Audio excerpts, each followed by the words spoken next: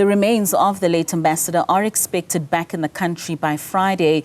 His family members will be travelling to Paris today to perform cultural rituals where Mthethwa died. Newzroom Africa's correspondent Simon Marks joins us live from Paris with an update. Simon, a very good afternoon to you. So we do know that amongst those that will be travelling to Paris are his son and a number of uncles that are expected to perform those all-important rituals of fetching his spirit in Paris and bringing it to his resting place. Do we know when they will be arriving?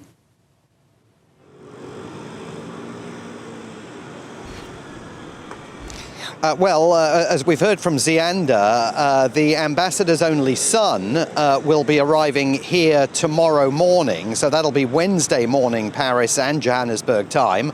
But those other relatives that are coming from further afield won't be getting here until Thursday morning. And if the plan is to fly Nathi Mthethwa's remains home to Johannesburg on Thursday night, that means there's going to have to be some pretty rapid action once they land at Charles de Gaulle Airport on Thursday morning, then to come here to the Hyatt Regency to perform those fetching the spirit rites that the family says is correctly all important for them to accomplish prior to flying the ambassador's remains home. So the timeline for all of this is now going to be quite tight and quite rapid as we go through the next couple of days here. The family here in Paris is hoping that today they will be able to move the ambassador's remains out of the government mortuary where his body has been stored since it was found by a security guard last Tuesday, a week ago, at about 11:10 in the morning here. It's been in that government mortuary ever since so that an autopsy and post-mortem investigations could continue. As we know, the family was able to secure the death certificate over the weekend, now has permission to begin the process of repatriation. And the first formal step in that chain is for the ambassador's remains to be moved to a private family-selected mortuary from which his body will be prepared for flight back to South Africa. But there are other formalities that they have to go through here. As you can imagine, now they've got the death certificate. That's an absolutely critical piece of paper, but there's other paperwork to be done. And, you know, they are very, very keen, as they have been since last week, to be in a position to fly the ambassador's remains home as soon as possible. And it looks like that is going to take place Thursday night, which means almost certainly that the fetching the spirit ritual will take place at this hotel sometime on Thursday morning or afternoon. So, Simon, you make mention of all those important documentation. The family also expressed that in order for them to find closure, they really would want to know the cause of death. How far is that autopsy report in terms of the family now getting to that part of closure?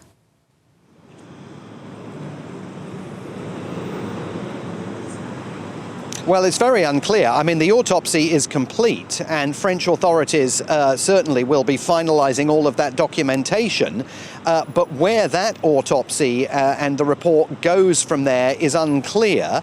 Unclear, too, what is happening about the 5 South African Police Service investigators who were supposed to depart South Africa over the weekend to come here and work with the French investigation team in a bid to understand exactly why the ambassador seems to have taken his own life. I think there's no question about the conclusion of both the autopsy, the post-mortem and the French police investigation. They have inexorably, since the very first day, been very, very certain that Nathi Mthethwa chose to take his own life. But the reasons for that are completely unclear to the family. There was nothing in his professional life that anyone can identify as having caused any disquiet, nor anything in his personal life. So it's very unclear why, still unclear, why he checked himself into this hotel on Monday night a week ago and then plunged from that 22nd story room. Now,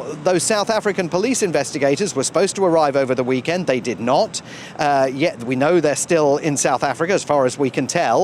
Yesterday, there were reports of issues with paperwork that they had to go through to satisfy the French authorities. I've asked the French prosecutor's office for comment on whether the French authorities are welcoming the presence of those South African police investigators here in Paris, assuming it goes ahead. They have not answered that question. I asked them a raft of questions yesterday, and questions about those South African investigators were all disregarded by the French authorities. So we don't know at this end what's happening to those plans to send those police detectives here. And as you know, back in Johannesburg, we're trying to get answers from government officials about precisely where that mission is now heading.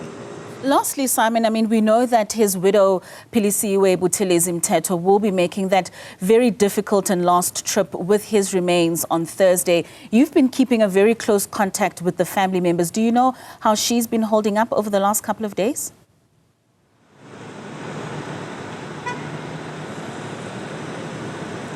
Well, I mean, I've actually not spoken with her in the last 24 hours, but I can tell you that from the beginning of all of this, she has been incredibly strong and steadfast and absolutely certain that there was nothing in the ambassador's professional or personal life that she understands could have led to this, which is why when she spoke to me a couple of days ago, you know, she was talking about her position being 50-50 on whether it was suicide, not in the sense that she contests the idea that he took his own life, but she wonders whether there were some kind of hidden external forces that pushed him down the path of doing that the investigation has not uncovered. I will say that the family here, both Mrs. Buthelezi Mthethwa and Dr. Sfiso Buthelezi, who's been acting as the family spokesperson, have been extraordinarily accommodating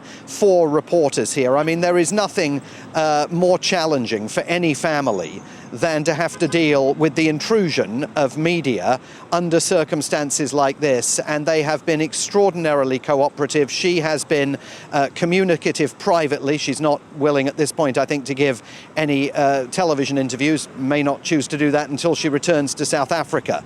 But they have been, I think, very, very steadfast, even in the midst of what has been an extraordinarily challenging time, both dealing with grief, but also dealing with a French bureaucratic system for which, of course, they were unprepared. Simon Marks, thank you so much for bringing us the latest from Paris with regards to South Africa's ambassador to France, Nathi Mthethwa. Thank you so much for your time.